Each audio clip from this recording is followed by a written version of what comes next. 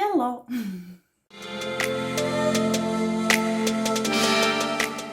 Today, it's the start of my new series. What is this series, you ask? I'm glad you want to know. This series will be focusing on history of everyday stuff that we all use, or most of us use, and know nothing about. So if you ever wonder, who invented that? How did somebody came up with that? this is the place that you will get all your answers. Because I'm a curious guy. Starting off this series is something that many people with long hair or like hair use.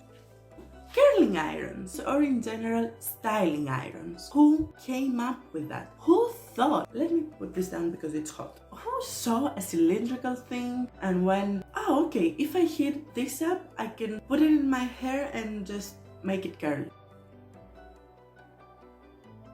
What? How?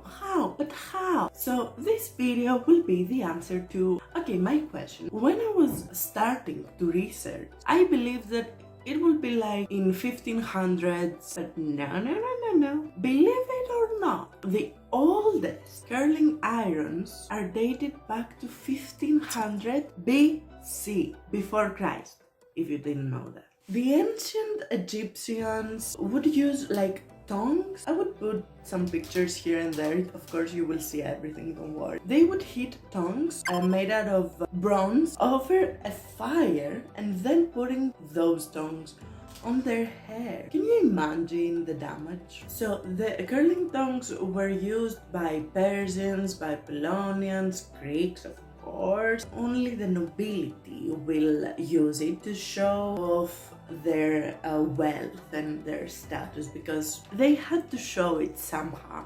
When it comes to exactly knowing where the curling tongs were invented, it depends really on who you ask. So in 500 through 300 BC, we Greeks and the ancient Romans, which is almost the same thing, used an iron rod called calamistrium, heated in hot wood ashes to mimic the hairstyle of their god and goddesses. So the next dated thing that happened for curling irons was at 1500 AC. The tongs were shaped like scissors with rounded edges and made entirely from metal. In a way, it's something like the modern curling iron. In a way, okay?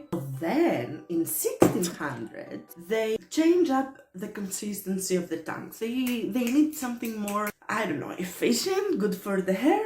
I'm guessing, I don't know. Clay pipe curlers were heated in the oven. Clay, I think it's better from bronze. They were using the oven, so I'm guessing it would be much better for the hair. And then pipe curlers were made from cane, boxwood, and willow that did not get as hot. These were easier to handle and less damaging. These are created in the 1700s. A century goes by and everything becomes better. And we have actually paintings and pictures of Victorians using another type of curling iron, if you will. They had handles made of wood, ivory, and silver that could be heated on the stovetop. The Victorians were glorious. Their curls were everywhere, huge hair. So as we can see throughout these mentions, curling tongs have been used throughout actual centuries. They were upgraded, of course,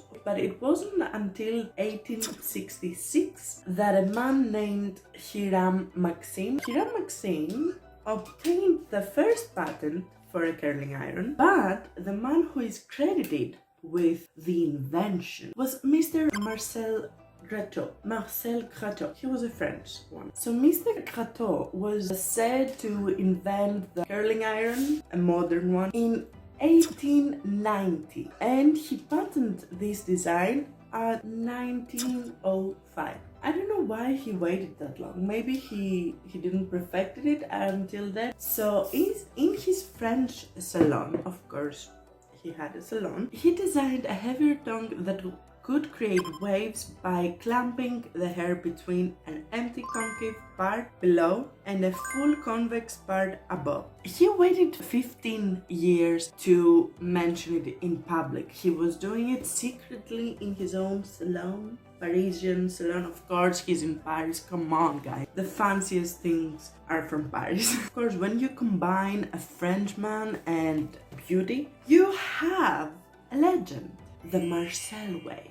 It was a known thing, and it still is a known thing. He charged, we don't know how much, but he only charged the wealthiest and richest people per wave. In this hair right here, we have 1, 2, 3, 4 waves. He charged per wave, but good for him, he made a lot of money. So much money that it allowed him to retire at 45 and buy a freaking castle in Normandy. I mean, if Mr. Grateau has grandsons, I'm here and I'm single, so I want to visit the castle in Normandy. I'm a great company, you know. After that, in 1959, recently, two Frenchmen, again with the French, why? René Lelièvre and Roger Lemoine invented the electric curling iron. Yay, finally! We don't have much information on those two people, but yeah, they were the ones that patented the electric curling iron, and then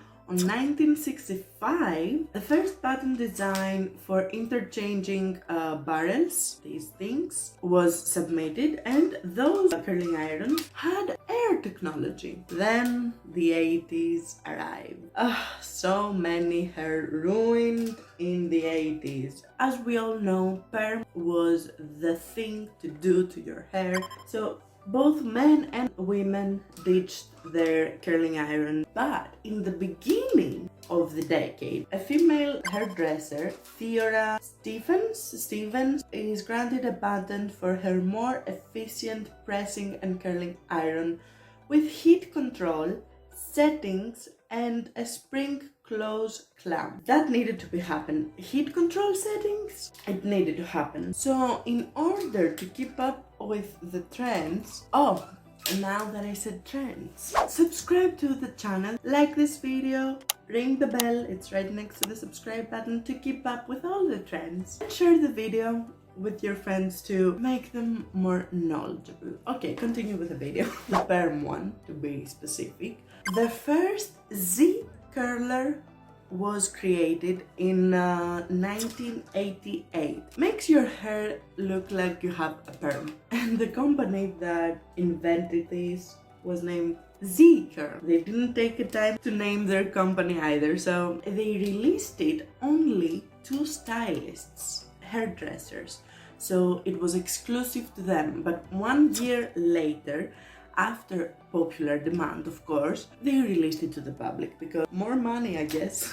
The 90s happened, the glorified era of straight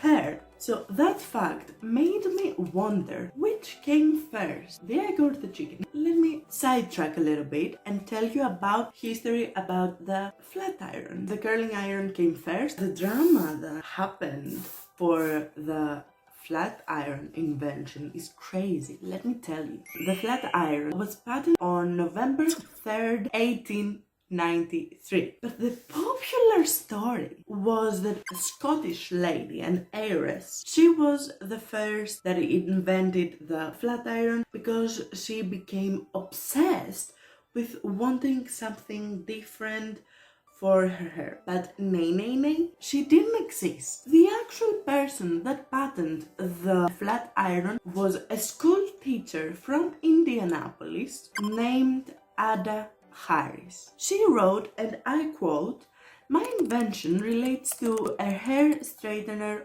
whose purpose is to straighten curly hair and is especially of service to colored people in straightening their hair." So guess what? She was a black woman. I don't want to make assumptions, but both of us can figure out why she is forgotten. Flat iron equals Ada Harris. So we reach the 2000s now, they wanted to do stuff but with a twist. Many people wanted to curl their hair, but with a twist. What is the twist, you ask? Curling the hair with a flat iron, with a straightener. Do you remember that? Because I surely do. I tried and tried and tried so many times. More recently, in 2018, Dyson used their knowledge of airflow technology to create AirWa. A curling iron able to dry, smooth and curl hair costs 500 euros. If I ever buy a Dyson, just know that I'm rich. In 2020, the newest thing arrived. A patent design for an automated wireless hair curler by Vilera, I think it's Vilera, on which I don't have any real comment. I think it's cool. So as you can see, we came a long way from using like only bronze tongs heated over fire to wireless automated hair curler. I guess technology is on our side. So whether you choose to curl your hair with a straightener or a wand, an actual wand, or these things, there are many different options now, and you have all of these inventors to thank for that. People went through all of that just for us to have options.